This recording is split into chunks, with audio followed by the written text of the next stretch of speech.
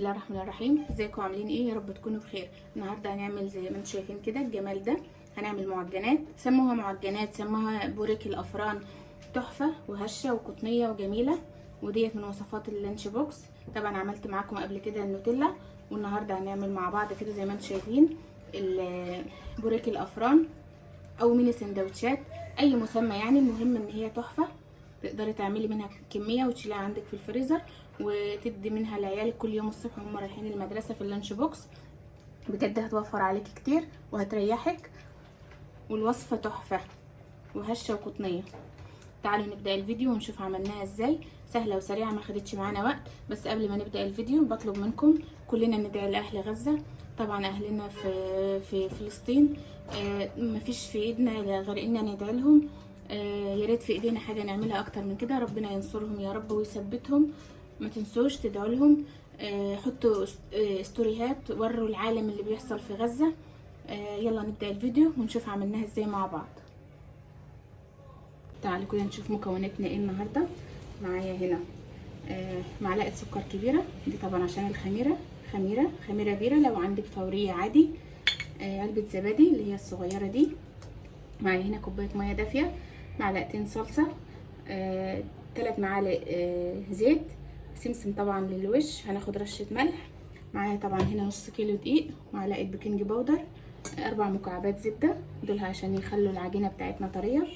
هننزل كده باول حاجه كوبايه الميه السخنه، هننزل عليها بالسكر والخميره وهننزل بالزبادي.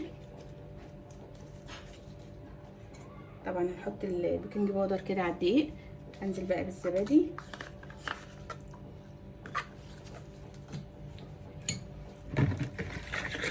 هنقلب بقى كده الخميره مع السكر في الميه الدافيه. هنزل كمان بالصلصه. الصلصه دي عشان تديها اللون الحلو اللي بنشوفها لما بنشتري البوريك من الافران، بيبقى لونه على بنك شويه كده، ده بتبقى من الصلصه. هنزل بالزيت، طبعا من معلقتين ل3 معالق، رشه ملح طبعا،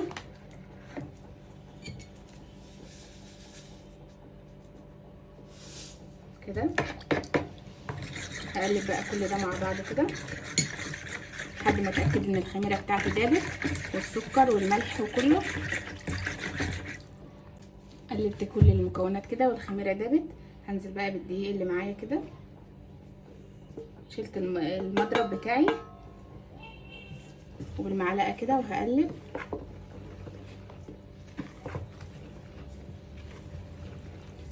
هعجنها كويس كده. بعد ما عجنته بالشكل ده، شايفين عجنت كله لحد دلوقتي بالمعلقه. هشيل بقى المعلقه كده بتاعتي، وهجيب بقى الزبده اللي معايا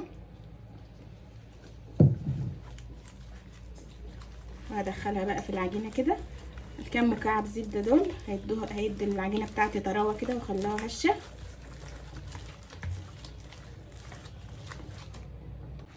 كده بعد ما عجنتها كده، عجنت البوريك بتاعي، شايفين العجينه بقت ناعمه وطريه ازاي.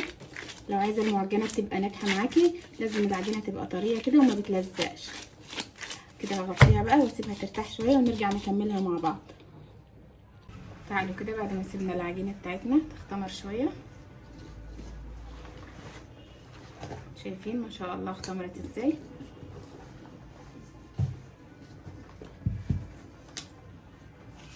اختمرت كده. هنفرش بقى المفرش بتاعي كده.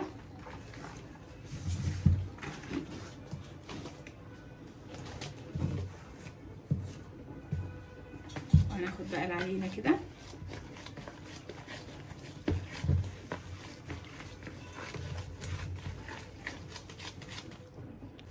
هنقطعها بقى كده صغير.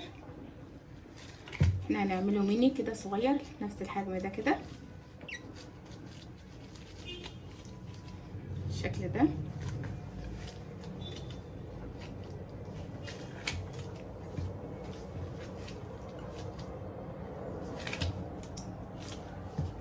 طبعا الحجم ده بيرجع لك، لو عايزه تكبري تعمليه كبير برضو بينفع.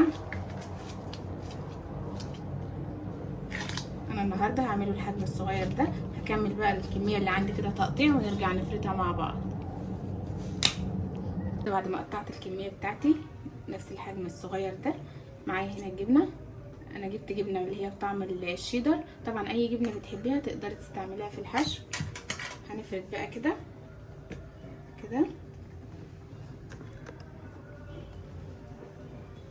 بشكل طولي كده شويه، وهناخد بقى قطعه جبنه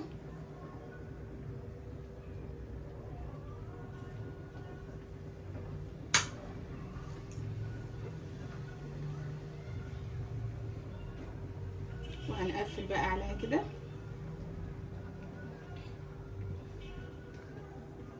وهتاخد الشكل الطويل ده كده كده. بقى دي جاهزه، نتاكد ان احنا قفلنا على الجبنه كويس.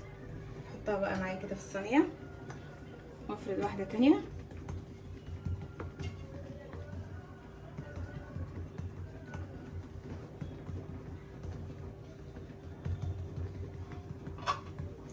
هاخد برضه قطعه جبنه كده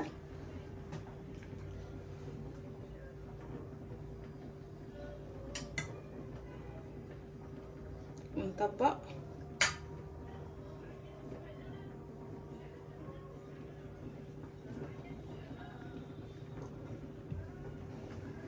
كده. هكمل بقى الكميه كلها بنفس الطريقه ونرجع بقى نشوفها مع بعض. كده بعد ما حشيته كله الكميه زي ما شفتوا معايا في الاول، عمل معايا الكميه دي. هجيب بقى معلقتين حليب، احط عليهم معلقه زبادي كبيره بالشكل ده، وهدوبهم وهدهن وشهم كده، واحط عليهم بقى حبه البركه سمسم الموجود عندي، احط بالشكل ده كده.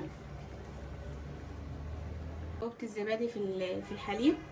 هندهن بقى كده وش البوريك بتاعي كده كله بالشكل ده، وهنزل بقى على وشه. هكمل انا بقى عشان ما اطولش عليكم.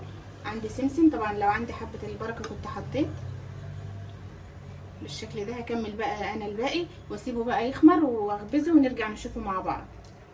شايفين كده اختمر البوريك بتاعي واتضاعف حجمه. حبيت اوريه لكم قبل ما ادخله واسويه. ارجعوا لاول الفيديو وتشوفوا قد ايه اختمر. لازم اسيبه يختمر كويس عشان يديني النتيجه الحلوه الهشه. دلوقتي هدخله على الفرن. طبعا انا مسخنه الفرن دلوقتي، بيدخل على نار عاليه. هسويه ونرجع بقى نشوفه لما يخلص ويجهز مع بعض. وكده خلاص بعد ما سويت البوريك بتاعي طلع بالشكل ده. شايفين النص كيلو عمل معانا كميه قد ايه. طبعا وانا مش عاملاه صغير قوي، تقدري تصغري اكتر من كده. وكمان ديت تنفع من وصفات اللانش بوكس للولاد ياخدوها معاهم في المدارس. شايفين طريه ازاي وهشه وقطنيه. طبعا اللون اللي هي واخداه ده من الصلصه. شايفين طراوته عامله ازاي من جوه، والجبنه سايحه. حاجه كده تحفه، يقدروا ياخدوها اولادنا معاهم في المدارس. تقدري تحضري كميه وتشيليها عندك في الفريزر وتحط لهم، تطلعي بقى كل يوم على قد ما انت عايزه وعلى حسب اكلتهم، تحطها معاهم في اللانش بوكس. شايفين تعندق بقى. الله، تحفه تحفه بجد. تقدري كمان لو حابه تحطي زيتون مع الجبنه دي برضو عادي بينفع. بجد بنصحكم تجربوها وتعملوا منها كميه وتشيلوها في الفريزر، هتوفر عليكم كتير. طبعا كل الامهات اللي عندها اولاد لسه صغيرين وبياخدوا لانش بوكس بتبقى كل يوم محتاره هياخدوا ايه معاهم النهارده. ديت وصفه موفره، وطبعا انت عاملاها بايدك وضامنه نظافتها. زي ما قلت لك تقدري تعملي كيلو ودقيق مره واحده وتشيليها عندك في اكياس في الفريزر، وتطلعي منها كل يوم الصبح. طبعا لما بتفك بتبقى كانها لسه طازه ومعموله. شايفين الطراوه، طري جدا والطعم جنان. دي بقى من الوصفات اللي بتتاكل لوحدها بجد، بتتاكل تحطها في بقك كده بتدوب. كده اكون خلصت الفيديو بتاع النهارده، يا رب يكون عجبكم. لو عجبكم متنسوش تحطوا لايك عليه، ومتنسوش تشيروه مع اصحابكم وحبايبكم، وكمان ما تنسوش تقولوا لي رايكم تحت في التعليقات. ولو عايزين فكره اي فيديو برده ما تنسوش تقولوا لي عليها. كمان ما تنسوش تروحوا على اول تعليق، هتلاقوني سايبه كل لينكاتي. اللي لسه منكم مش مشترك معايا في القناه يا ريت ينورني بالاشتراك. ما تنسوش كمان تقولوا رايكم في الوصفه التحفه دي، وسلام.